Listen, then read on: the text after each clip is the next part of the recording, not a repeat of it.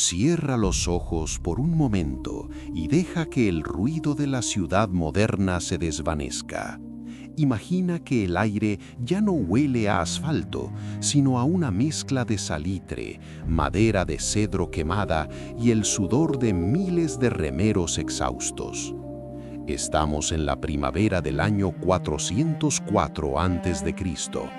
Te encuentras de pie sobre las piedras calientes del Pireo, el puerto que una vez fue el orgullo del Mediterráneo.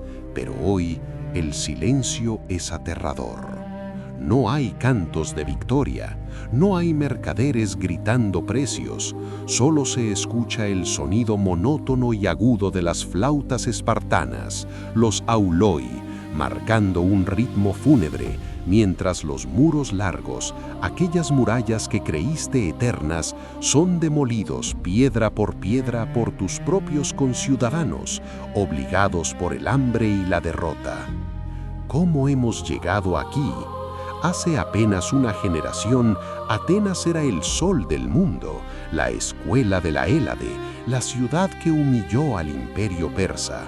¿Cómo puede una potencia tan brillante, tan culta y tan armada colapsar hasta convertirse en una sombra de sí misma? A menudo cometemos el error anacrónico de pensar que Atenas cayó simplemente porque los espartanos eran mejores guerreros.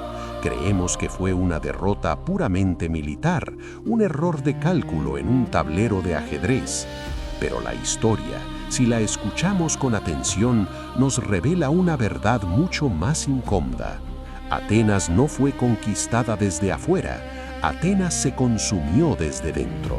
El enemigo en las puertas fue solo el síntoma final de una enfermedad que ya había devorado el alma de la polis.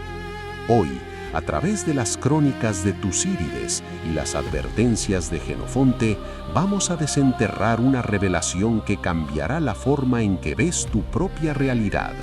El éxito es, a menudo, el prólogo más peligroso del fracaso si no se tiene la sabiduría para gestionarlo.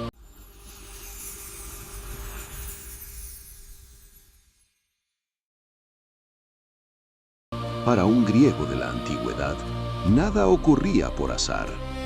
Todo formaba parte de la physis, la naturaleza intrínseca del cosmos, y estaba sujeto a la moira, nuestra parte asignada en el destino. La caída de Atenas no fue una mala racha de suerte. Fue la ejecución de una ley universal que los griegos llamaban hibris. La hibris es la desmesura, ese orgullo ciego que hace que un hombre o una nación entera se crea por encima de las leyes de los dioses y de la naturaleza humana. ¿Acaso no nos pasa lo mismo hoy? Cuando experimentamos un periodo de abundancia, empezamos a creer que somos invencibles. Dejamos de escuchar, dejamos de ser prudentes. Atenas, embriagada por su propio brillo, empezó a tratar a sus aliados como esclavos y a sus enemigos como insectos.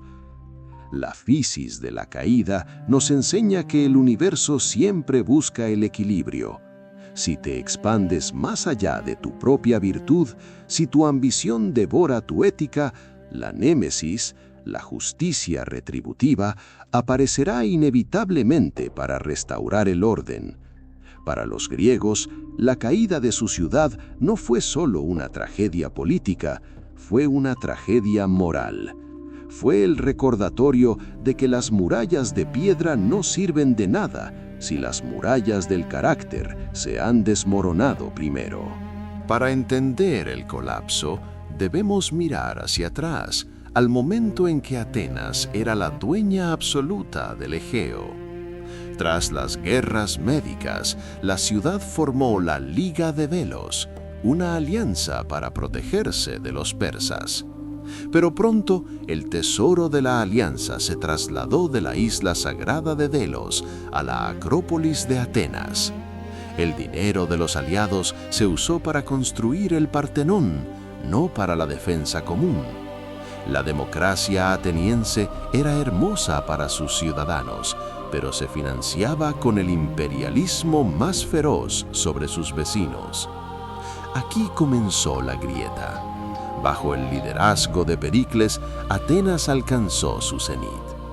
Él decía que la ciudad era un modelo para todos, pero también advertía que el imperio era como una tiranía.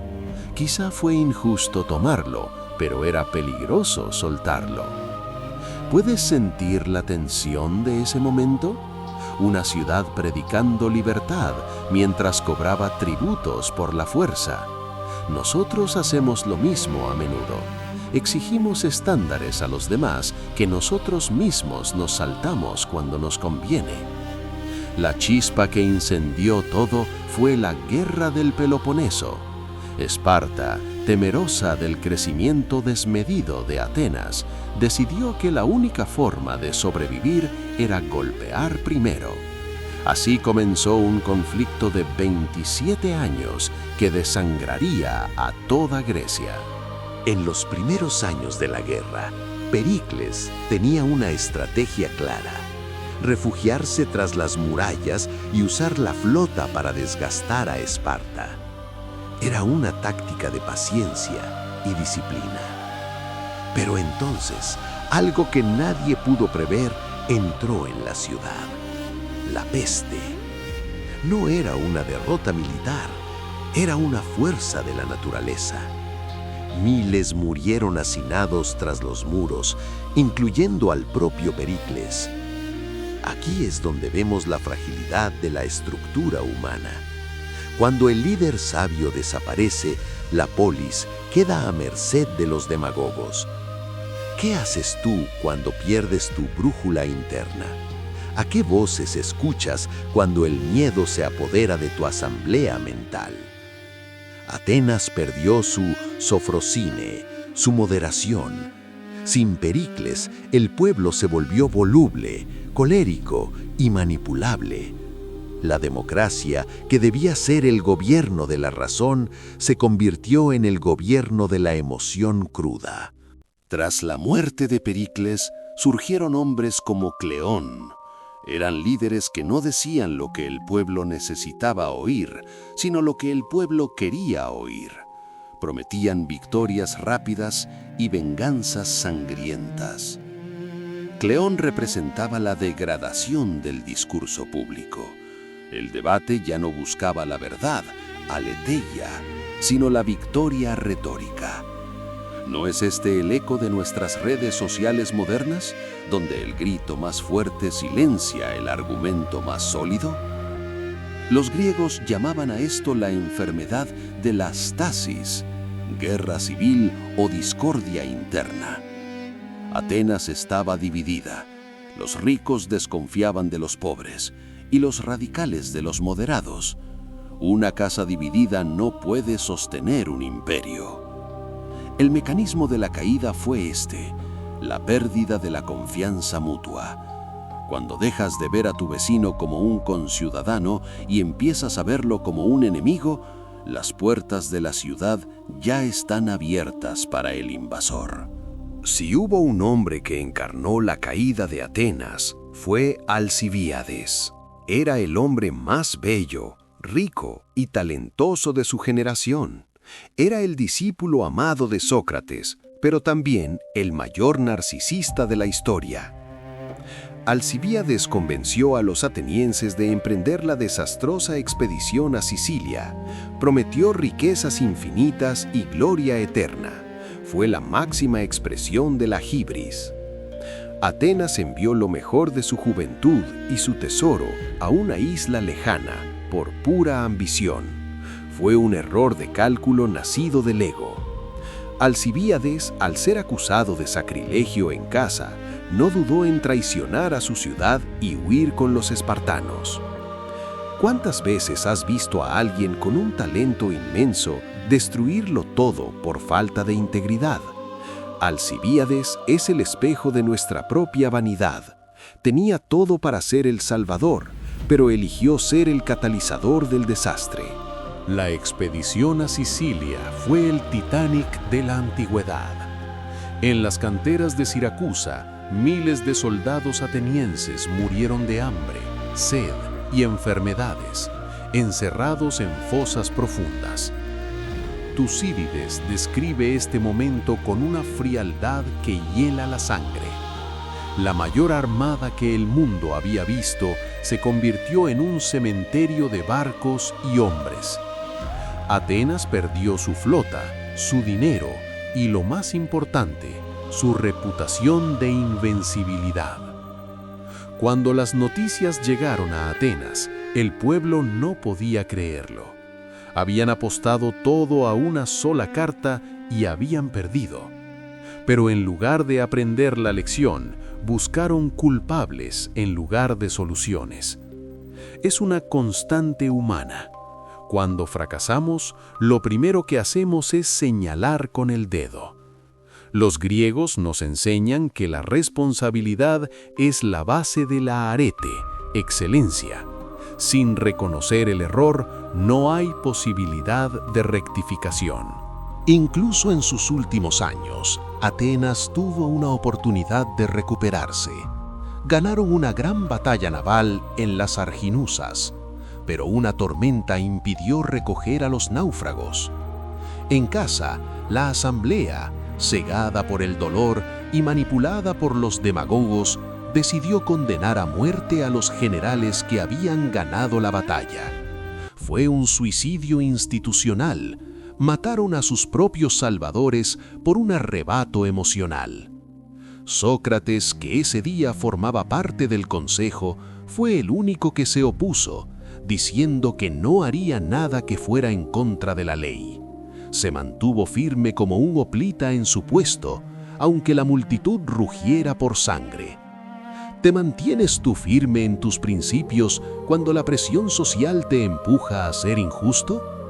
El juicio de las Arginusas es el recordatorio de que una mayoría puede estar trágicamente equivocada. La democracia sin ley es solo una tiranía de muchos cabezazos. Finalmente, en el año 405 a.C., en Egospótamos, la flota ateniense fue capturada por sorpresa mientras los marineros buscaban comida en tierra. Fue el fin. Sin barcos, Atenas no era nada. El hambre asedió la ciudad, la gente moría en las calles. Esparta no buscaba destruir la ciudad hasta los cimientos, como querían sus aliados Tebas y Corinto, pero impuso condiciones humillantes. Atenas tuvo que aceptar el gobierno de los 30 tiranos, un régimen de terror impuesto por Esparta que ejecutó a miles de ciudadanos. La libertad que tanto habían pregonado se convirtió en una prisión de hierro. La caída de Atenas nos enseña que la libertad no es un derecho adquirido para siempre. Es un jardín que debe ser regado con vigilancia y virtud. Si dejas que las malas hierbas de la corrupción y la apatía crezcan, el jardín morirá. Como historiador, debo ser honesto contigo y no caer en la idealización romántica. La Atenas que cayó no era un paraíso de igualdad perfecta. Era una sociedad que dependía de la esclavitud en las minas de plata del Laurión, donde los hombres morían en condiciones inhumanas para que los ciudadanos pudieran discutir de filosofía en el ágora. Era una sociedad donde las mujeres estaban recluidas en el gineceo, sin voz ni voto en el destino de su ciudad. El oráculo nos advierte: un sistema que excluye a tantos de sus beneficios lleva en su seno la semilla de su propia destrucción. No podemos aprender de Grecia si no vemos sus sombras. La caída fue también el resultado de una visión del mundo que valoraba la gloria militar y el dominio sobre la colaboración y la compasión. ¿Qué podemos hacer nosotros con estas ruinas mentales? ¿Cómo evitamos nuestra propia caída personal? Primero, practica la dicotomía del control de los estoicos. Los atenienses se obsesionaron con controlar Sicilia y el Egeo, pero perdieron el control sobre sus propias emociones. Enfócate en tu carácter, no en tu imperio externo. Segundo, realiza el examen de hubris. Cada vez que alcances un éxito, pregúntate, ¿estoy siendo agradecido o estoy empezando a creerme especial? Mantén tus pies en la tierra de la realidad mientras tu mente busca las estrellas de la excelencia. Tercero, cultiva el pensamiento crítico, dialéctica. No aceptes el grito de la multitud. Como Sócrates, haz preguntas incómodas. La verdad suele ser más silenciosa que la mentira y requiere más coraje para ser defendida. Cuarto, busca la autarquía, autosuficiencia. No dependas tanto de los aplausos externos o del tributo de los demás para sentirte valioso. La verdadera fortaleza es la que reside en tu ciudad interior, aquella que ninguna flota enemiga puede sitiar. Si sientes que tus muros han caído, si has perdido una batalla importante o si tu imperio personal se ha desmoronado, recuerda esto. Atenas cayó, pero no murió. Tras la derrota, Atenas dejó de ser un imperio de barcos y se convirtió en un imperio de ideas. De las cenizas de la guerra surgieron Platón y Aristóteles. La ciudad perdió su poder político, pero ganó su inmortalidad cultural. La verdadera arete no consiste en no caer nunca, sino en qué haces con los pedazos cuando estás en el suelo.